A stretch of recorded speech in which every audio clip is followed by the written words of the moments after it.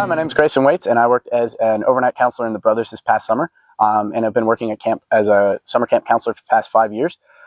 One example of how I saw God move through camp this last summer was I had a camper one week, and he kind of struggled to connect with the rest of the cabin, and he had a lot of interesting questions that kind of gave us the sense that something was off in his faith and that he was kind of battling with some questions. So one night we pulled him aside and we had a conversation one-on-one.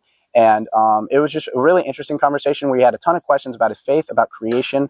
He was battling with a lot of doubts about how God created the universe and how God was sovereign, and how that differed from the science that he's being taught in school. And he was very intellectual. He understood all these incredible concepts, and we were able to battle him out. And it was just such an eye-opening and a blessing to me to have that conversation, because it was something that I went through a lot as a kid, kind of tearing apart the science of my faith and how God had, created the universe. And so a lot of the questions he was asking was things that I had gone through myself. And so it was kind of like looking in a mirror and reflection of myself.